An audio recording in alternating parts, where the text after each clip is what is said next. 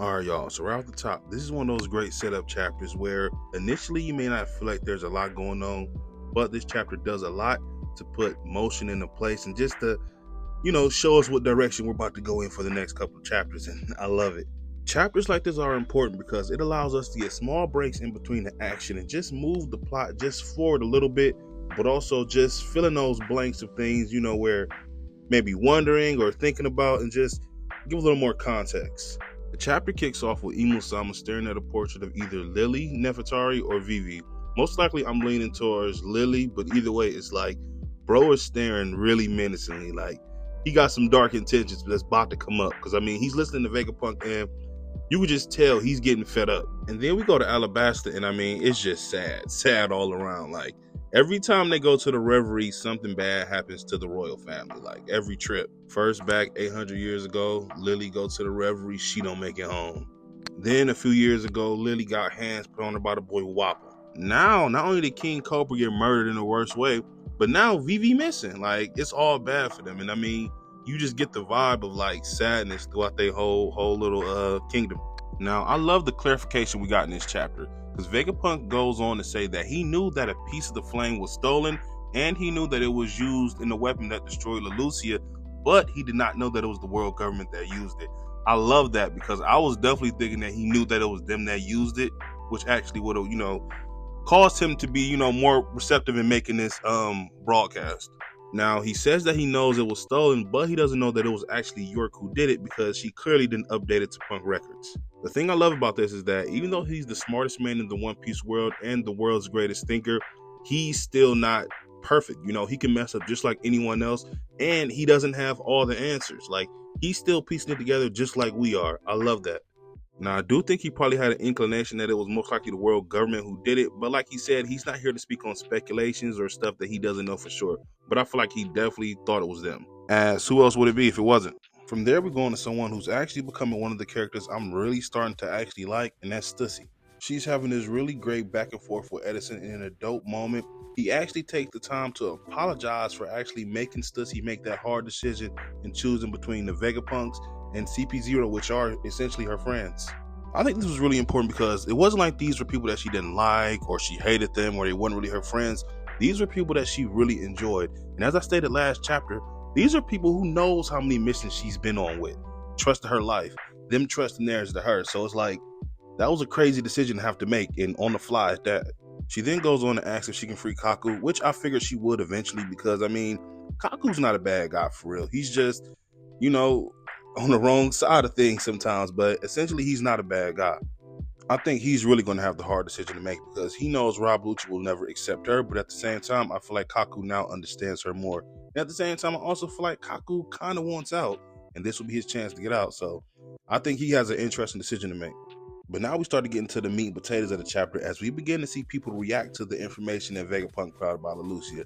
Because to us, we've known about this for months, but people within the story, they don't know it all. So people who know Leloucia Kingdom hearing this, like, Leloucia Kingdom is gone. Like, what? And yeah, I love this. I love that Oda even did this. Oda even brought back the Milk Girl from Ace cover story, who was actually from Leloucia Kingdom. Like, either bro has the greatest memory or he has some of the best editors in the game. Probably a mix of both. Then we have Vegapunk bowing and apologizing to the whole world for the mass murder of Leloucia, as he feels complicit because, well, he's the one who created the Mother Flame. I like this because when we first started learning about Vegapunk, a lot of people really assumed he was like a morally great character or someone who really didn't care because he worked for the world government. And this just shows that that's not the case. Not at all. Between the Kuma backstory, the things he's done to help Bonnie, and just everything that's been revealed within the past few chapters, with his transmission, it just goes to show that Vegapunk was a very good character, and someone who deserves grace, because he pretty much just threw it all away in the end.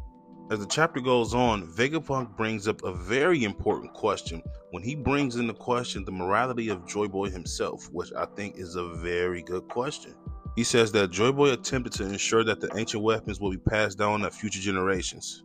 Knowing how destructive the ancient weapons are and just how much havoc they cause on the world, why would he want those to be passed on to other generations? Now, personally, I feel like there's more to this, and Joy Boy may have had his own reasons, or he may have known something that we don't know. That's what I love about this, is that Oda isn't giving us all the answers yet. He's just giving us more questions to more questions, pretty much. From there, he states that there are those who actually do know what happened during the Void Century, and he says it is the former member of the Pirate King crew. Now, immediately, this got me thinking, why hasn't he exposed the Gorosei yet? Does he not know exactly what they are? Does he not know how old they are? Or, I mean, does he not know? Like, does he not? You would think the world's smartest man who has met them, I assume, multiple times would have noticed something weird is off about them, but I guess not. We then cut to York, and she brings up a very good point. How did Vegapunk knew that she stole a piece of the Mother Flame when he was generally surprised when he seen that she was the one who was the traitor? On top of that, he knew about Lelouch and he took Doritos. And then she even states that the timeline doesn't really add up. He must have known about the government plans, or he wouldn't have went through all this trouble to hide the broadcast snail and do all this other stuff. And I mean, it's a very great point. What I think this is leaning towards is it might be a traitor within the world government. More specifically, what if one of the Gorosei members is actually a traitor? Wouldn't that be insane? Now, off the top, this is just a quick theory and nothing concrete, but if I had to put money on one of the Goroseis actually betraying the other Gorosei in the world government in Imu, I think I'm going with Jupiter. I'm saying it's Sanji's uncle. He did it. Think about it. Besides the Gorosei, who else would have known about Lelouch? Who else would have known about the Mother Flame? And just would have this level of, information. Only them, not a Kainu, nobody. Only the Gorosei. Clearly, it's not Imu. Then we have York saying that she's actually figured out where the snail is and that it's in the Fabro Stratum and is currently being guarded by the Iron Giant. And you know what? I love that we're actually seeing that even though she's low-key a piece of shit, and I mean, she's just a greedy girl who just wants what she wants and wants to be comfortable and live happy. I like that they're still showing that York at the end of the day is a Vegapunk and she is super smart. Now this is huge, no pun intended, because we're about to see exactly what the ancient civilization tech can do. I think we're about to see a crazy 1v5 or 2v5 if Luffy joins, but either way, it's about to be crazy. Vegapunk brings up a super important question, which is, if the Roger Pirates knew the truth of the Void Century this whole time, why wouldn't they say anything or do anything? Now, for the readers of One Piece, this is a question we had ages ago, and I mean, for the most part, we've already really gotten our answer, but for the characters within the story, it makes sense why they would ask this, because I mean, you guys have known this whole time, and I mean, just have chose not to say anything.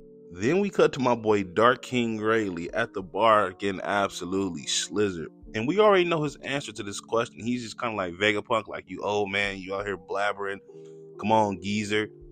Let the young people find it. And I feel like that's for him, that's what it's always been like. You have to let the newer generation go out on their own journey and come to their own conclusions. Because at the end of the day, Roger laughed.